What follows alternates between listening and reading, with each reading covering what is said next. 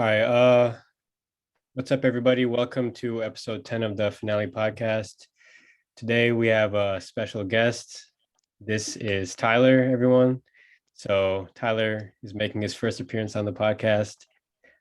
Childhood friend of mine, still to this day. So I want to introduce Tyler. If you have any words you want to say. Yeah, thanks for having me, man. I'm excited to do this. Yeah, for sure. So first of all, I just wanted to get into like a little nostalgia here. So like pretty much how we met and how it all came about with our friendship, if you kind of want to recall, if you remember. Yeah, I think it started when I was teaching you how to play football back in elementary school, man. No, that is correct. That is correct. I mean, I remember it like it was yesterday. Like I just didn't know how to play football. I was just a soccer player. We'd be at Pine Hill, right? And Mhm. I'd just be like watching you. I'd just be following you everywhere, I feel like, and like walking home with you and all that. And you're just giving Yeah, me little tips. I was that guy, man. I peaked in second grade. That was it for me. No, man, but you had it all. You had the one hand catch, you had the accuracy, man. Like you taught me some Hey, stuff. it was the gloves. After all these years, it was the gloves. It was the glove. Okay. That is true. So yeah, man, like I remember one of the craziest things I remember was so back in the day, like I got a dog now, but back in the day I was a little scared of dogs. And I obviously remember this. you had a dog, right? And Uh-huh. so the first time I met your dad at the park, he was like, uh, it's okay if you come for dinner with us, right? And I was just like, I was obviously excited by it, but then I remembered in the back of my mind, like, oh, he has a couple dogs. And I'm, oh no, like I gotta come up with an excuse. Like, what do I tell him? Like, so that's when I came up like with the fact that, or like the lie that I was allergic, and like that whole situation came about. So like that's like the most fun memory I remember, like from how it all started, because I, like crazy. I remember when you hopped on my counter, I knew that's when you weren't allergic.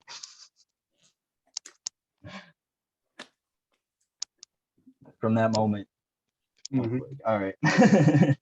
Yeah, but no, those days were cool, man. Like the basketball, the football, the hmm like your parents pretty much accepted me.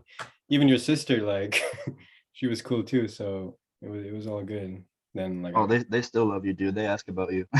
yeah. So I hope they're all doing good, man. Yeah, yeah. Everybody's good. Now, obviously It's been I don't know too much about Shelby. Um so I hope that's going well as well. Um it's but yeah, great, man. She's the how's that best. how's that been? It's been great. It's been weird. We've been married for about 6 months now, 7 months now. Wow. And yeah, man, I wouldn't trade it for the world. So it's been great. That's great to hear. That is great to hear. But I hope everything went well with the wedding and all that. So yeah, I just wanted to get that out the way. So one of the topics we're going to talk about today is obviously the NBA Finals. So right now it's hmm 1-1, 1-1 series. It's going back to Boston. I watched game one in totality, but game two I didn't really get to see too much, but I saw the highlights and all that. It seemed like from what I'm getting from this series is that when the Warriors are playing their brand of basketball, it's pretty hard to stop them.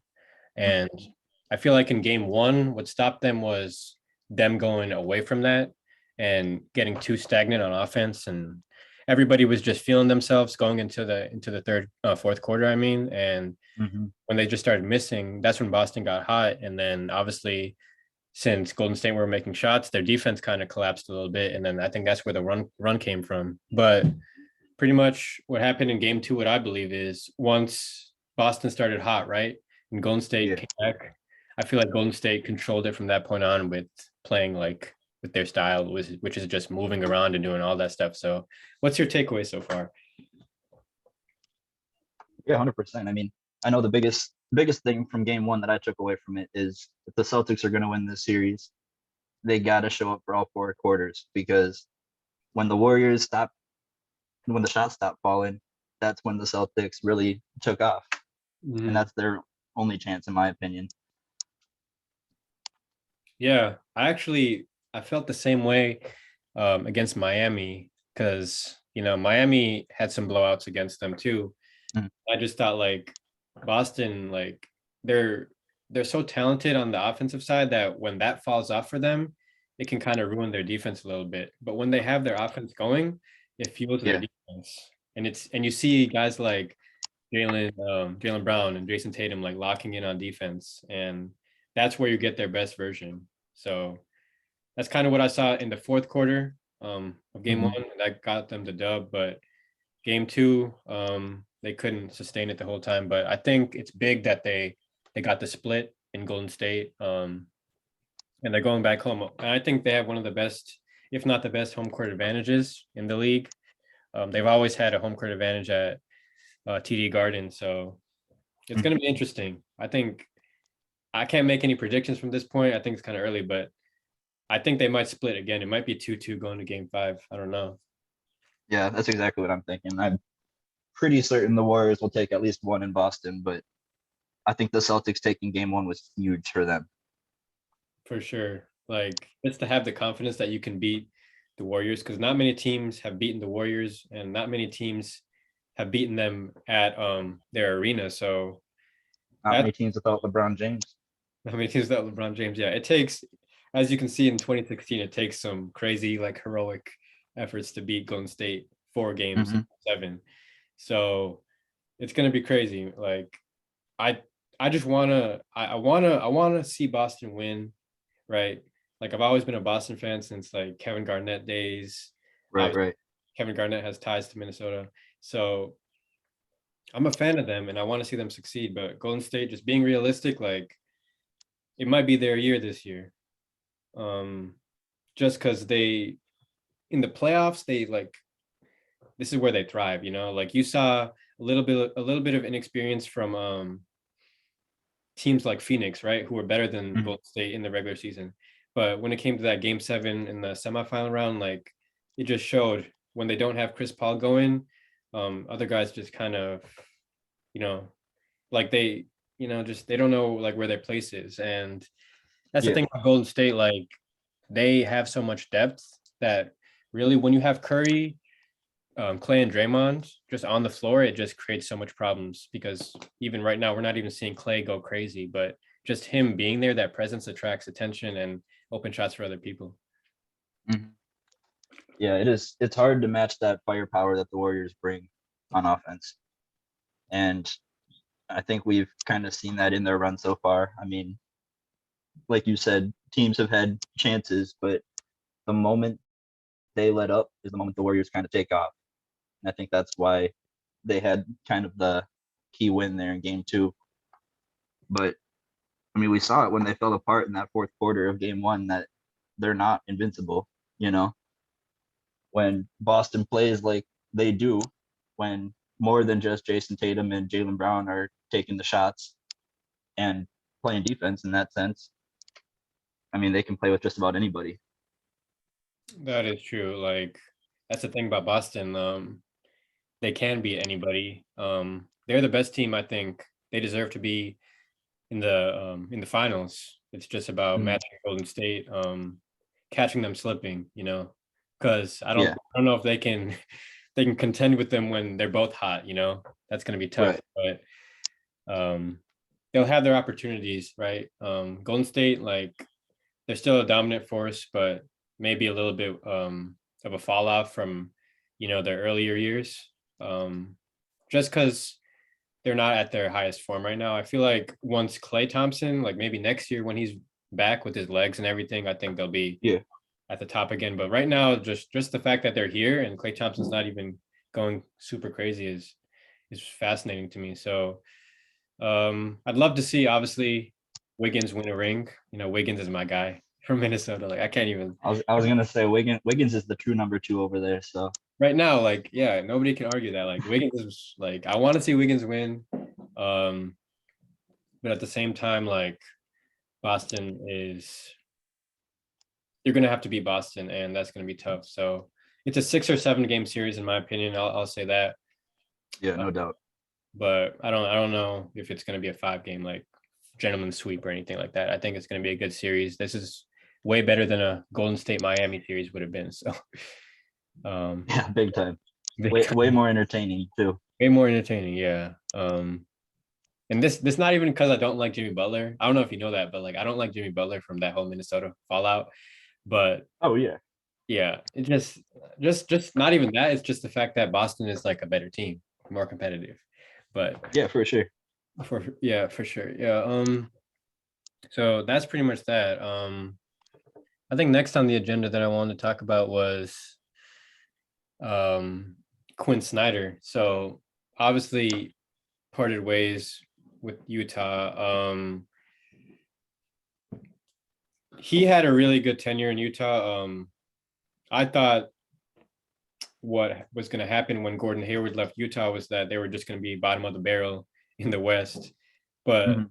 the fact that an all-star player like Gordon Hayward leaves and you get a rookie in Donovan Mitchell to replace him and take you to the playoffs and win a first round matchup and do all that as a rookie just I think is indicative of Quinn Snyder and the work he does to get his team ready. Like they don't have the most athletic team or flashy team, but they have a really good system. Guys like Joe Ingles and Rudy Gobert, Mhm. guys like that you don't think are like super, athletic or like, um, you know, just enticing to watch.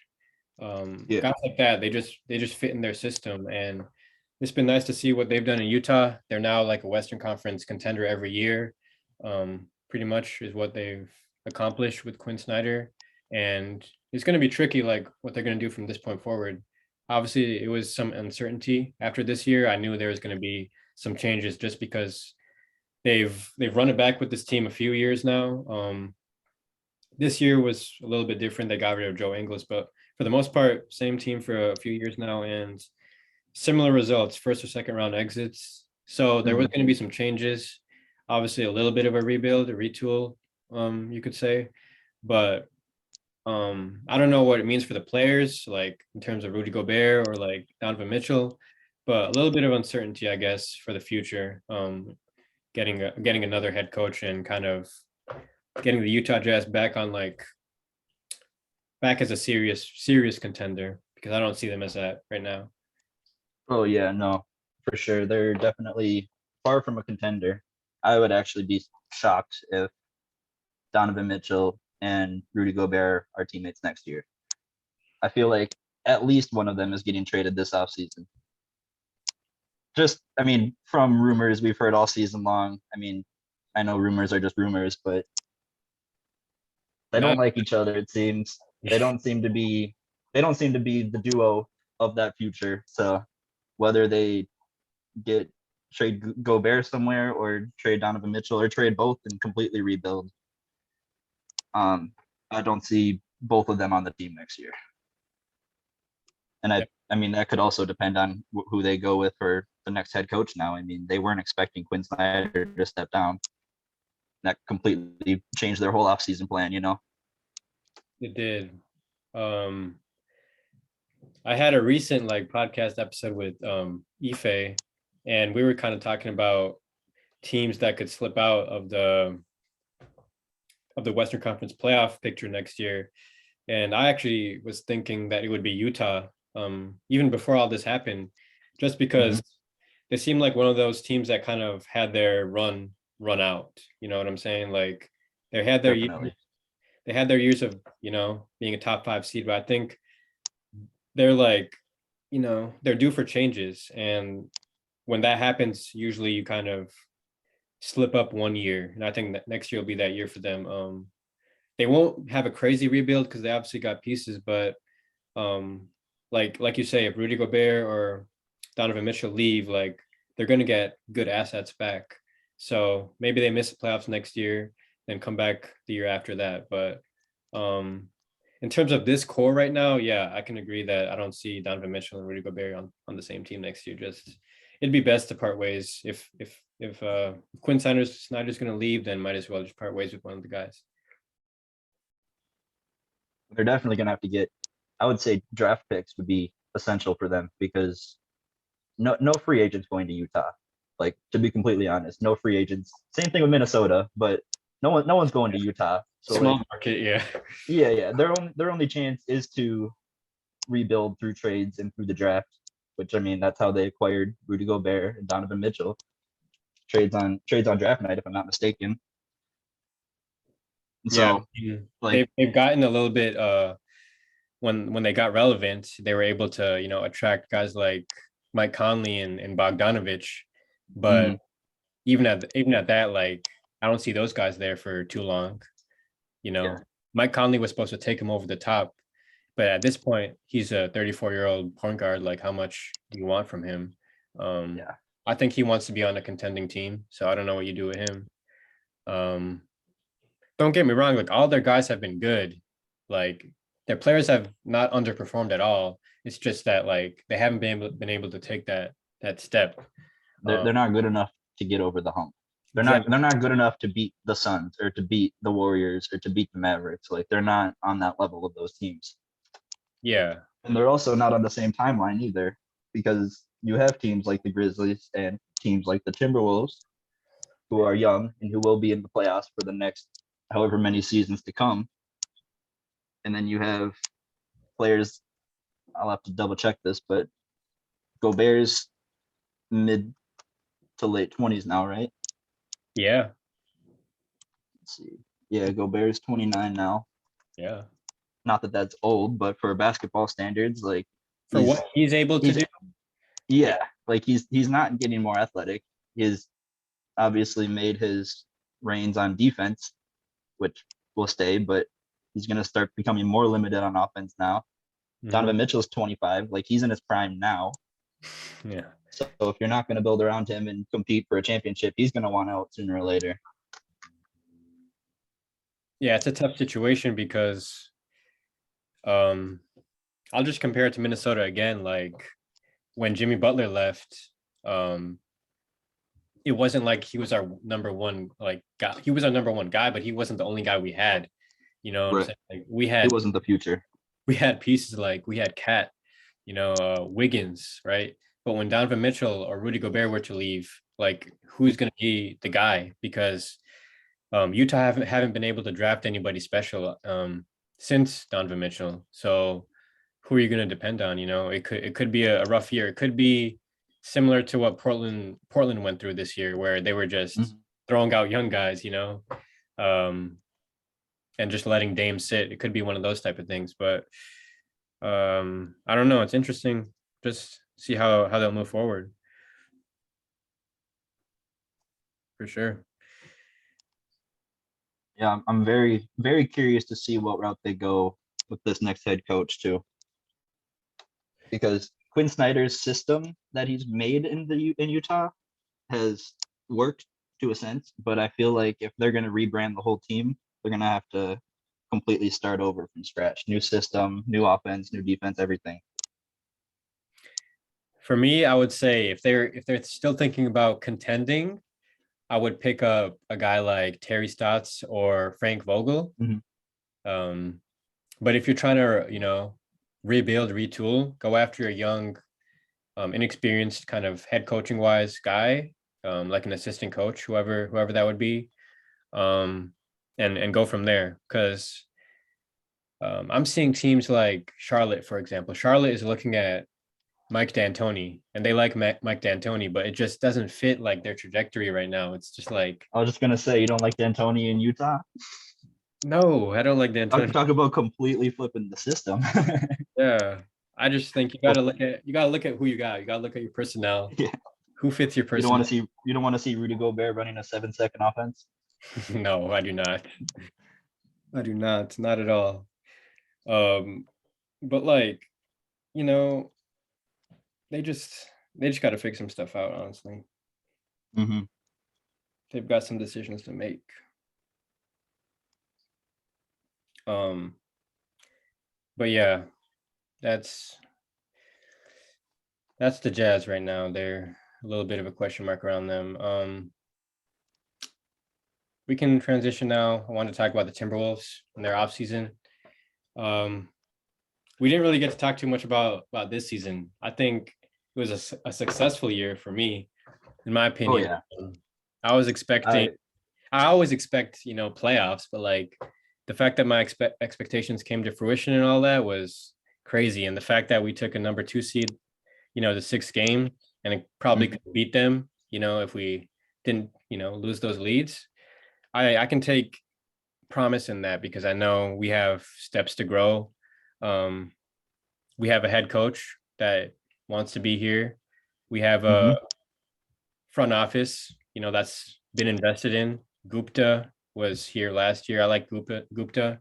He's kind of, you know, um, he settled the controversy from that Rosas falling Mhm. out we had, and then now you bring in Tim Connolly, which is obviously one of the best executives in the NBA, and you paid him like as such. Um, so they're obviously serious right now. They're trying to contend, and sooner rather than later, we'll no longer have Glenn Taylor, which I think is a good thing. Um, he'll be out of here as owner, so we'll have A-Rod and Mark Laurie just controlling everything, which I'll be happy with. Also, what did you think about those like protests like during the playoffs? Those Timberwolves protests during the games where um those animal rights people. I mean, yeah, we won every game that happened like 3 times. It was interesting. But Yeah. yeah, that was a weird situation. But no, man, like I think it was a successful season. They could make a jump next year, and that's what I'm predicting. But what did you see from the Timberwolves this year that you like? Well, I saw a team that was expected to win about 30 games, completely soar past expectations. I mean, I thought they'd be a play-in team at most, which I mean, we were a play-in team, but 46 wins as a play-in team is pretty good. It I'll is. definitely take that. Um, I know the biggest question mark moving forward is going to be what are we going to do with D'Angelo Russell, though? That's the thing. It's D'Angelo This will be Russell. his this will be his contract year, and I mean, we're going to have to give Ant the max extension. We have Cat on a max contract. I know I love D'Lo. I love him, but I don't know if we can have 3 max contracts on our books and be a successful team. I don't think you can either. And some team is willing to give D'Lo that kind of money. So I think a team will, not like a crazy contending team, but like a team will be able to like give him that. But I'm hoping they keep him this year and not try to rush anything to get something out of D'Lo. Because I wouldn't yeah. mind using D'Lo for free. Like I wouldn't mind that because Hmm. we'll have money next year regardless. Um, but like they're gonna have to give Cat a super max, a very big contract, like 200 something, 260 or something, like Oh because of yeah. all NBA. And when you're in a position like the Timberwolves, just as a small market team, you have to do it. You can't not pay Cat and have him, have a falling out here because we need that Anthony Edwards and Cat like duo. Um, and obviously, I'm hoping that we have a big year next year, so D'Lo's a part of it. But long term, yeah, I kind of agree. Like, I don't see D'Lo staying because he definitely feels like he's due money, and he definitely wants to find a place that he can be at home in. For a guy that's moved around a lot, I think he's kind Hmm. of found a home in Minnesota. But I don't think. Um, I just think things have changed since we drafted Anthony Edwards. Because when it was D'Lo and Cat, it was like, okay, those are the guys. Um, Yeah. and we'll pay D'Lo if we have to. But with Anthony Edwards coming in the fold as a number 1 pick, like he's gonna have to get paid. He's gonna have to get his money. There's no argument there. Like Anthony Edwards is gonna get paid. So Yeah, Uh, that's our real superstar of the future right there. yeah. So I mean, the kind of year he had at 20 years old, it's insane. The playoffs he had, averaging 25 as a 20-year-old. Like insane. the thing I always like found impressive with Anthony Edwards was he didn't shy away from the moment in his first playoffs. And that's kind of like giving me some Kobe Bryant, D Wade, Donovan Mitchell like vibes, like It's all in the mentality, you know. yeah, you either have it or you don't. Um, Uh-huh. and And not I to think not he's to not to be a hater, but like that's the thing I didn't see from Cat in his first mhm, playoffs. I'm like, it seemed like the moment was too big for him. He's a great player. So as a great player, you're gonna get attention. And that's a sign of respect. Like teams double teaming Cat, but you got to deal with it a little bit better. And I think he showed mhm. it in his second playoff run this year, showing that he can deal with it and he can have some good games. But it's all about the mentality. It's all about being composed, not doing stupid fouls, not getting technicals and all that. Like that's the thing about He's got to get it under control when he's in the paint. yeah. Those offensive fouls and that hooking of the elbow every time, like Mhm. he's not going to be successful long term with that. And Yeah. I don't know. I mean, I love the fact that Anthony Edwards is willing to be the guy when he needs to, Mhm. because that is kind of the big knock on Cat so far up to in his career is he hasn't proven that he can be that guy when he needs to be. And maybe that's okay, you know, like maybe he can just be 1A and 1B with Anthony Edwards, you know. Like Doesn't Cat, always have to be that guy. yeah, Cat is not like a to me, he's not like a second option. He's like a 1B type guy. Like Yeah. he's an all NBA third team, like Hmm. you're the third best center in the league behind two generational like type big men. And Cat is obviously generational in his own right. Best shooting big in the NBA, one of the best shooting bigs of all time. Like these are the three best centers in the league, and there's nobody close behind, in my opinion. So Right.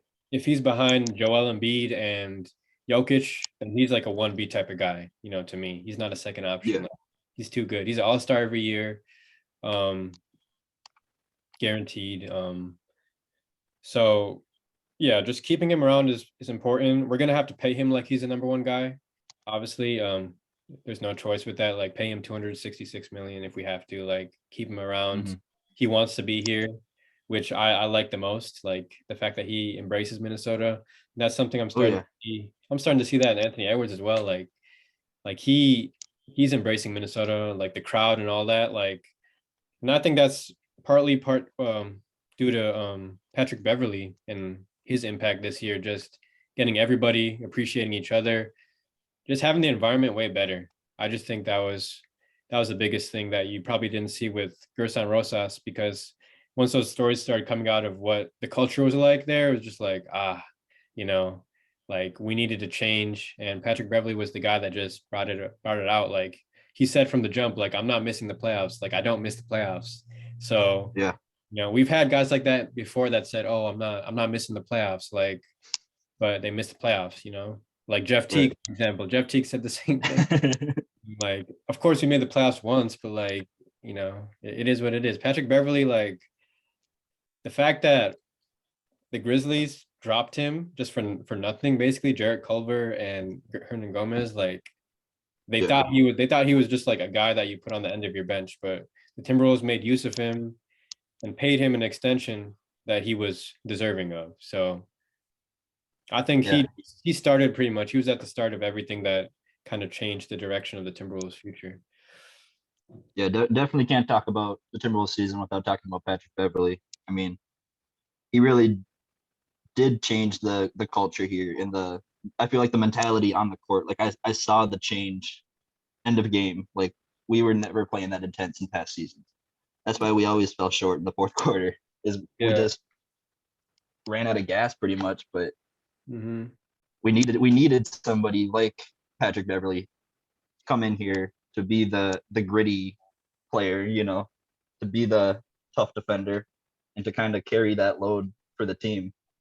And I feel like everybody improved defensively, including Cat this year because of it. Mm-hmm. Cat, and most surprising to me was D'Lo like improving on defense. I wasn't expecting Yeah, to do what he did, and staying active in passing lanes. people weren't talking about D'Lo on defense, but hey, the D'Lo and Cat narrative that they can't play D, like it's not there anymore. And obviously, Mhm. Anthony Edwards showed that he can defend guys like John Morant. You know, Oh um, yeah, so he embraced the challenge. he embraced it. That's all you want. Like, I'll take a first round loss, but if I know the future's promising, like I'll be happy. We Oh have yeah, we'll be back. We'll be back. yeah, This is just the beginning. we have two people like entering their prime, another guy 20 years old, like not even close to his prime, and he's doing this. Like, it's crazy. He's only 20, like so much more to improve on, and I'm excited. I'm not just excited for them. I'm excited for Jaden McDaniels. I'm excited for Mhm. Vanderbilt. I'm excited for who we draft this year. Um, so many guys, like guys that don't even get shine, like guys like Jalen Noel. Like I'm hoping he's a part of this. Malik Beasley, Laughlin. Malik Beasley, McGoffin, like those guys show that we can rely on them, and we're a deep team. Um, Mhm. so I like the direction we're going in. We're a young team, but we have talent. Some of the Timberwolves teams in the past, too much veterans like that. You knew they were gonna bring. They weren't like that nice. Like guys like right now, like they're all gonna get better. That's the most exciting part. Um, I feel like it was 2014 when we started changing the mindset in the Timberwolves like organization, and that started with like, Oh man, don't even bring me back. bro, when we What? traded Kevin Love, as soon as we traded Kevin Love, we started changing the direction. We started getting young talent. Like We got future All Star Andrew Wiggins, we future got All Star Zach LaVine. Zach LaVine, we got future All Star Cat. Like, bro, I like if we're gonna be trash, I at least want to see good basketball. That's what I saw with them. Mhm. We'd lead every game, but just choke in the fourth quarter. But like it was so promising. Like that's when things started to change. Back before then, it was Luke Ridnour, JJ Bray. I just got old guys, like just average guys. I just like it. I like it when the future's bright and you can expect more. I just Right, I don't like stagnant stuff. Like you know what you're gonna get. You know. like the Alexi Shved days and the Nikola Pekovic. It was all. It was all. Yeah, it was was it kind Chase Budinger. of Budinger, Luke Ridnour, man, all that. Michael Beasley, like it was crazy. But hey, man, like it was all meant to be. It was all meant to be this way. So They um, had to start somewhere. you had to start somewhere, right? We're here Now now. we're here, so We're here now after so many years of since Kevin Garnett left and all this turmoil with the team and back here now and still getting better. So I'm excited, man. Like just next year, I want to see what we're gonna do and like who we're gonna replace. Because I think we're going up. I don't think we're gonna be a 7th seed. I think we're going up. I want to see who falls out. I mhm. know the Clippers will be back. I know the Lakers will be a threat, like they always will be. I want to see the team that falls out, um, and how the Timberwolves do against the top teams. Because I've seen the Timberwolves this year. They've beaten everybody. They beat the Warriors. They beat the Suns. No, they didn't beat the Suns, but they played good against the Suns. Memphis, easy, like easily can beat Memphis. Denver beat them. Utah beat them. Like I want to see how Minnesota does consistently because this year they're finally able to build winning streaks. That's something they haven't been able to do for a while. They've gotten 7-game win streaks, 8-game win streaks, but they'd lose those games against like the Magic that you wouldn't expect. So I Yeah. think that's the next step. Just being consistent, being the team you're supposed to beat, and everything will take care of itself. I'm not expecting like a 60 win type year, but I'm expecting a 5 to 10 game win improvement, and just being a threat, a contender. I think that's the most important thing. And Mhm. yeah, I want to see them get to the second round. Obviously, just keep improving. That's all I'm expecting. But yeah, man, I'm excited. I finally got over that little frustration that I had during the playoffs when I just was like, we could have beat Grizzlies in like 5 games, but it happened. We could be in the finals right now, man. Yeah, we could be in the finals. We could have beat the Warriors. But nah, man. I mean, shoot.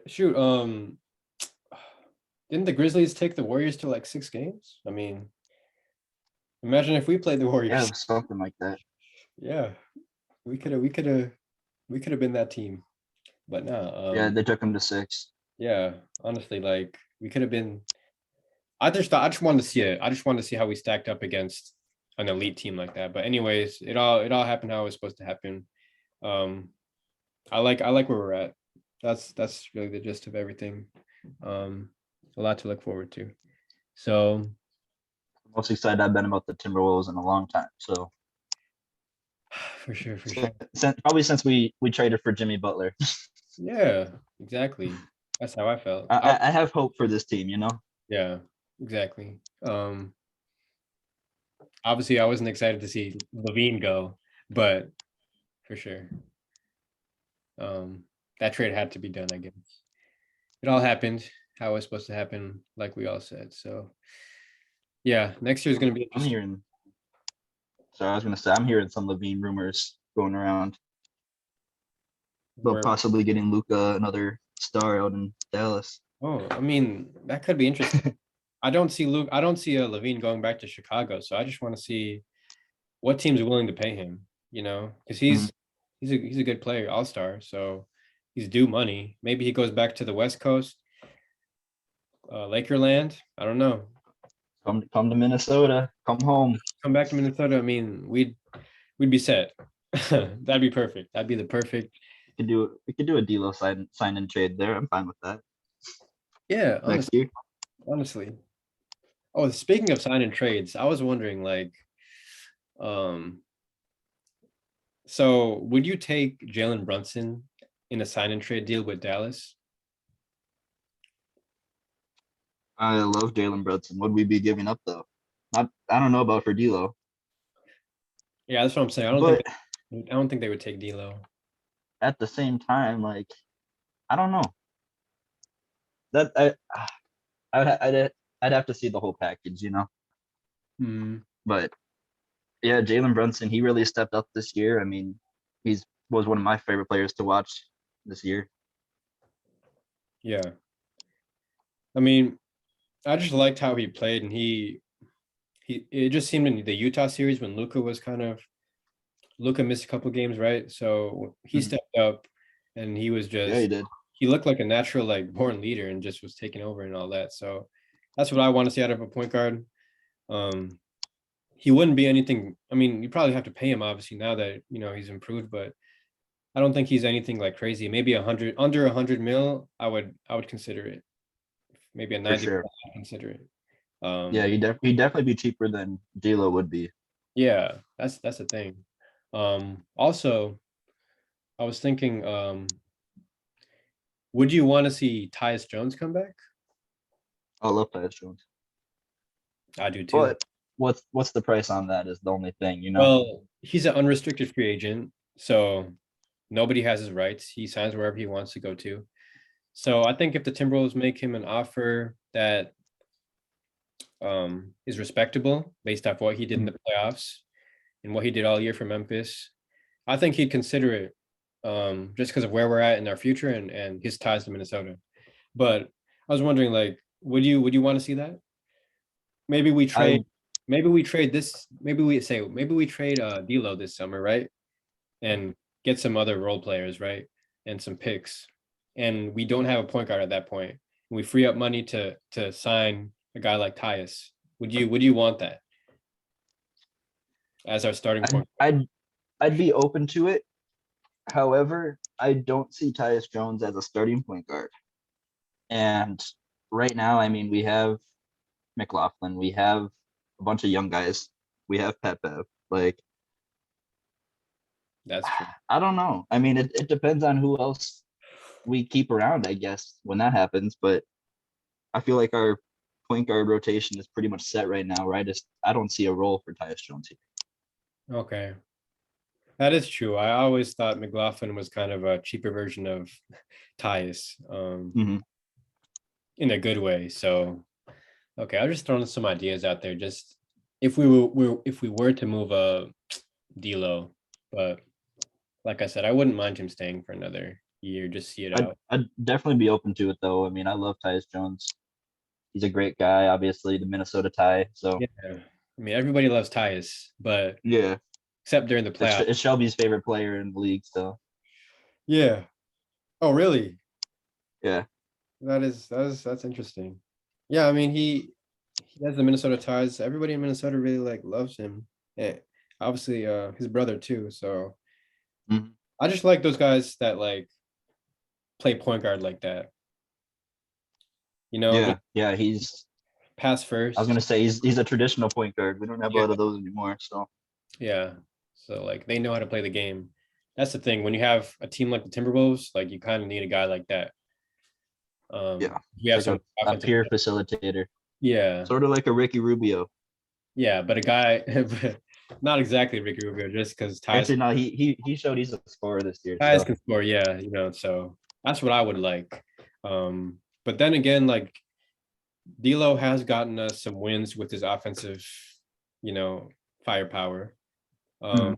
He made some really big shots this year. Um, Shots that I don't think Anthony Edwards would make at this point in his career. But Mhm. so that's where I see the value in D'Lo. Like the only reason why I'd consider moving D'Lo is just the money situation, right? Like there's nothing Mhm. wrong with D'Lo the player. It's just the money situation and what the team wants to do. Like if they were to move D'Lo this summer, it would be hard to find the right move. So if you don't want to force it, I don't think there's any trouble with going and running it back. But Definitely, then yeah.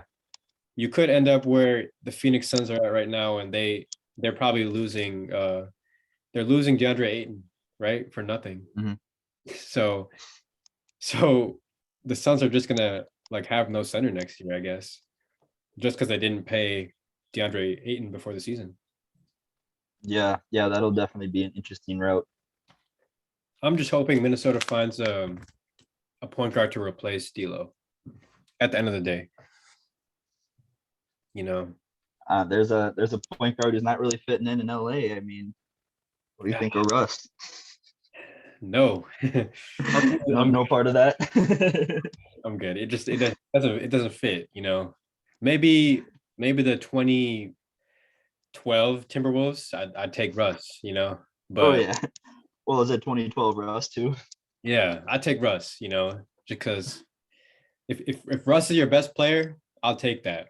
But if Russ is going to be like a complimentary piece, no, thank you, because he needs shots to be productive. And I like Russ. Don't get me wrong. Like I think he'll bounce back next year, but no, thank you.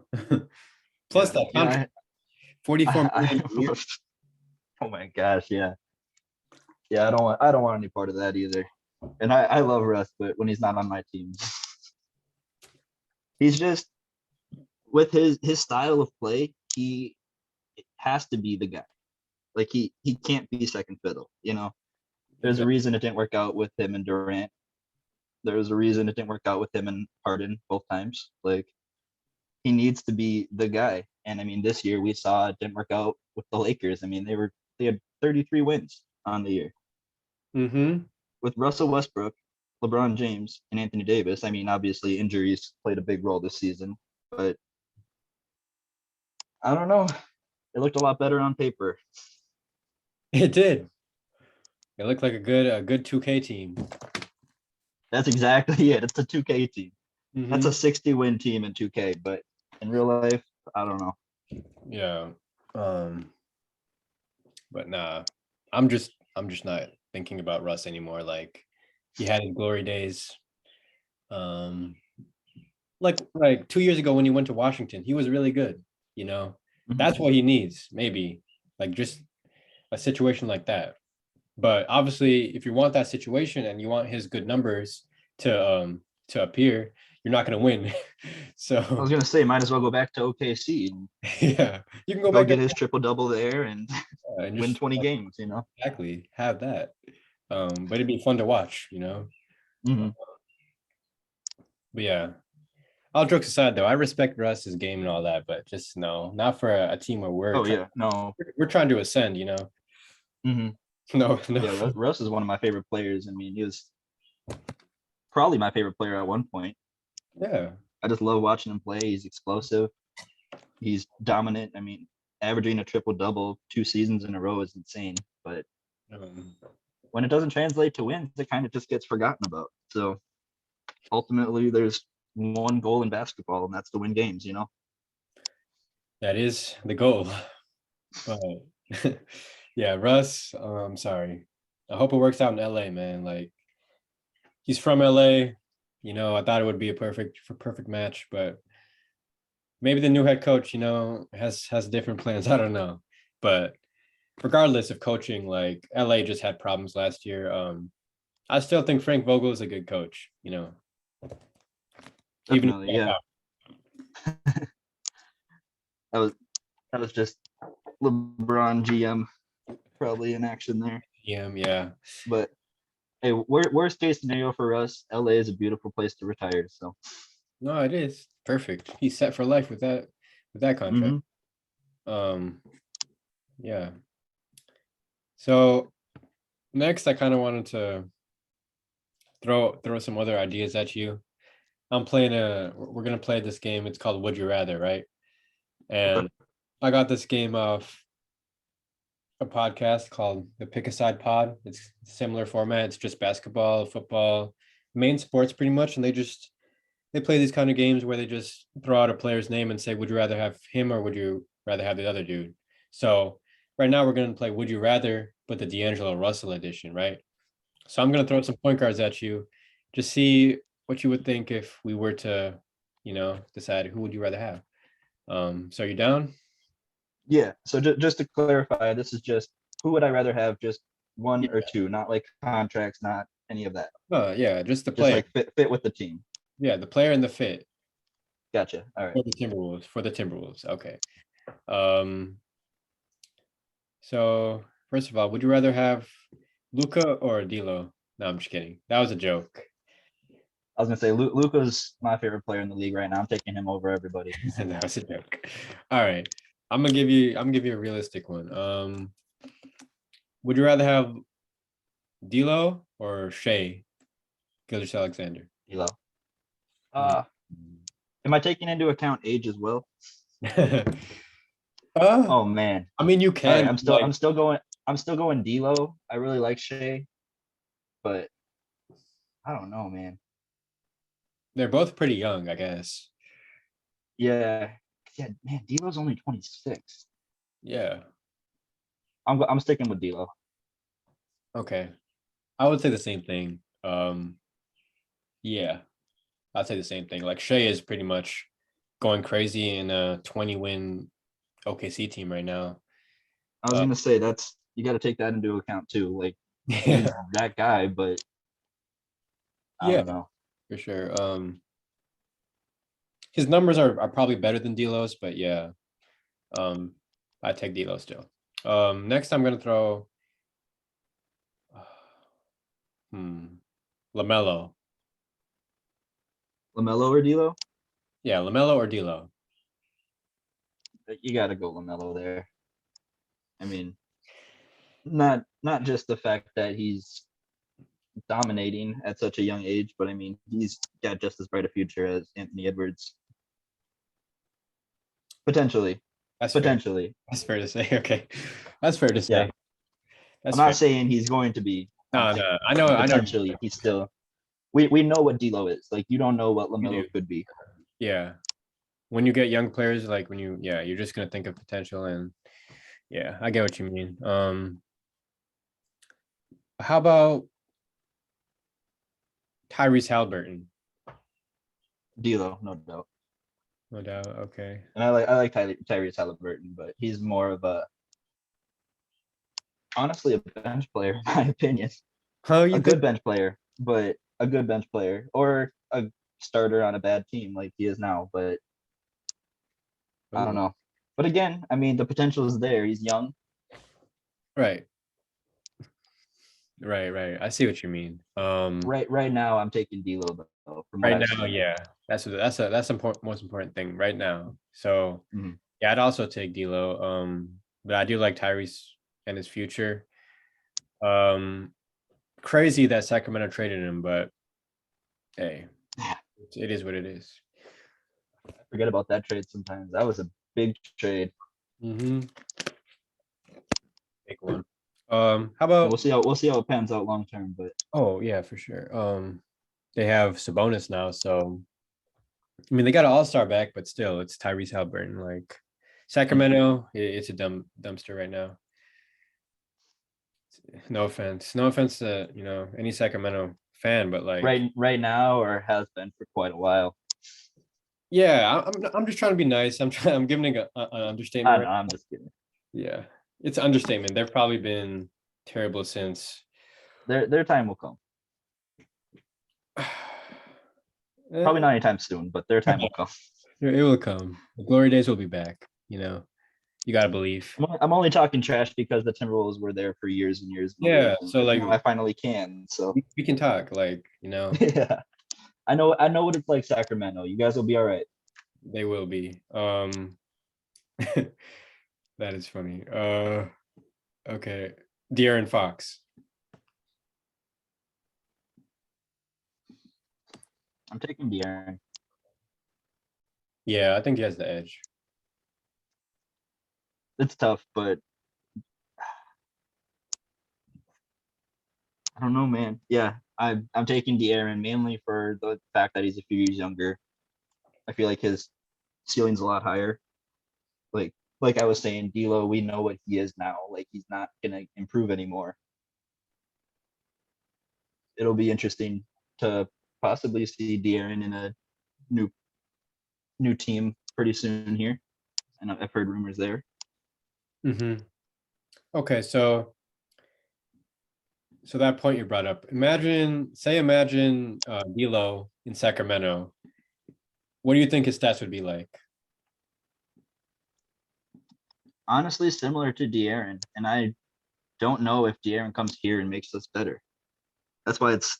That's why it's I a was tough. like, it should like obviously De'Aaron, and then I had to think about it. I'm like, I don't know if because Roles. he's not like that true point guard. Too. It's like the Shea situation. Is he just putting up inflated numbers on a bad team? Like I don't. It's hard to gauge that, I guess. It is. I'm just throwing an idea out there, but yeah, can't I really. I would take De'Aaron though. Yeah, he looks like the more um talented player by a little bit, by a little Mhm. bit. But all right. Okay, Jalen Brunson. Oh, D'Lo over Jalen Brunson. Yeah. Okay, I would And that's agree. not a bash on Brunson. Yeah, I love Brunson, but I would agree. I agree wholeheartedly. Like D'Lo, to me, he's top 15 PG, but mhm. some might not agree. But Yeah, like, I mean he was an all-star just a few years back. People forget about that, but okay. So how about Tyus Jones? Same thing. yeah, same thing. Okay. Love Tyus Jones. He's more of a backup in my eyes, though. He's a really good backup. He's like a Monte Morris kind of thing, I know what you mean. Like could be the best backup in the league, but average starter. Fair, fair, fair. That is fair. Um, that's the thing about it because I always thought like the Timberwolves would need when we have a scoring team like we have, I thought we'd always need a guy like a Ricky Rubio, right? But then I was like, okay, that's not enough because Rubio is basically like not being respected when he's out on the perimeter and teams are not falling for his tricks anymore like that they used to when he was younger. So Rubio just, wasn't the guy. I feel like D'Lo is a better fit than Rubio ever was just because of his scoring ability, keeping teams honest with his passing ability. Mhm. That's the thing about D'Lo that I like respect the most because he's not selfish to the point where he's gonna just get his and forget about others. Like he's a one of the best playmakers in the league, in my opinion. So that's the thing that I like about Tyus. I feel like he learned from Rubio when they were both in Minnesota a little bit. Mhm. And the thing that I didn't like about Tyus before was okay, when the Timberwolves were meant to pay him, I'm like, okay, so we're not going to pay him 30 million over 3 years if he can't score. But now that he can kind of score a little bit, I've just, I threw his name out there just because I think he deserves a little bit of respect, for what he's progressed on. Oh, big time, yeah. But yeah, I for sure I get what you mean. Like D'Lo is natural born scorer, so uh Yeah, elite. Elite at scoring, and elite at passing. and he definitely stepped up this year when Anthony Edwards wasn't making his shots, when Cat fouls out. Like he was that guy. Yeah, I point directly towards that playing game. Like D'Lo won us that game in my opinion, Mhm. but and that was a big game, you know. So that's the thing about D'Lo. He's a big game player too. Um, but yeah, enough said about that. Who else? Tyrese Maxey. Yeah, I'm taking D'Lo over Maxi. Okay. Kyle Lowry. That's an interesting one. Right now in their career, I'm taking D'Lo. Yeah. I was gonna say the same thing. Like Kyle Lowry last year, I'll take him, but Yeah. it's like the same thing with Russell He's Westbrook. mm-hmm. Still, Lowry's what, like 35 now, something like that. Something like that. He's got probably a couple good seasons left in me before he really starts to hit his decline. Yeah. Um, but yeah, I definitely would agree with you there. Who else could we throw out there? If I throw us out some of these names that I'm looking at right now, like it'd be kind of disrespectful, so I won't say their names. I think we can agree at this point that D'Lo is top 15. Because I'm not accounting for any of these guys up here, like Trey Young, Luca, Ja, DeJounte, Kyrie, Curry, CP3, Drew Holiday, Right. Dame, Um, but he's right there at the 15 area, like better than half the point guards in the league. I don't think that's crazy to say. Here's one for you. How about D'Lo or Fred VanVleet? Oh dang, I forgot about Fred VanVleet. It's a tough one because I used to see Fred VanVleet as a bench player, right? Um, Mm-hmm. but he's shown his ability in big moments to be the guy too. So I would take Fred VanVleet because Interesting. All right. he's a poised player and he can do it all too, like he can score the three ball, he can drive, underrated handle in my opinion too. um Mm-hmm. yeah, just I like those type of point guards, and he just reminds me of D'Lo as well, Definitely. just a shorter D'Lo, Yeah. so Yeah. it's No, a close one though. I love Freddie. I'd pick him too. Yeah, very very close one. Just Freddie got the edge for me. um and it's not like he's in a bad situation either, Mm. he's doing his thing as a leader of a very good Raptors team. Um, Made some big shots in their finals run too. They So have, yeah, they have some. They have a bright future too. yeah, and yeah, he's part of it. So yeah, I take Fred, no doubt. Forgot about him for a second. Okay. Um, but yeah, I think that'd be everything that we were supposed to cover today, man. Did you have any other names you wanted to throw out or anything else you wanted to say? I don't think so. I mean, I think we covered all the guards I can think of right now in comparison to D'Lo. Okay. Yeah, I think we did too. So how was your experience on this podcast? First time, I think, right? Yeah, I loved it, man. It was great. I'm glad you're doing this. It's awesome that you're out here creating and stuff. So Yeah, good for you, man. thank And you. I'd love to be back too if you'd have me another Uh, time. So no, like for sure. I could sit here and talk about sports for hours. Yeah, That's no, what we used to do anyway. So yeah, that's what we're used to doing. It's just recorded now. So, uh-huh. so I think you still keep up with the NFL and all that, right? Oh yeah, I'm a Yeah. big football guy still. So we'll definitely have some NFL episodes with you too. Obviously NBA. I think it'd be fun as long as you're, wanting to be on. Like, I'd love to have you on again. Yeah, man, I'd love to. You just tell me when, I'll make time. All right, man. Sounds good. It's good to have you on the episode 10. I feel like 10 is a big number too. So, you know, Yes, sir. so we're gonna keep Something to be proud of right there for sure. 10 episodes down now. So gonna keep going for sure. Yeah, man, glad everything's going well too for you. So it's been nice to talk to you today. Yeah, it was nice talking to you too, man. Thanks for having me on. Yeah, for sure, man. Yeah. You have a good night. Everybody else listening as well. Like, appreciate you guys listening. Appreciate all the support I'm getting. More episodes coming soon, more guests, and you'll be seeing guys like Tyler again very soon. So yeah. Without further ado, that's everything. I hope everybody has a good night. All right, Tyler.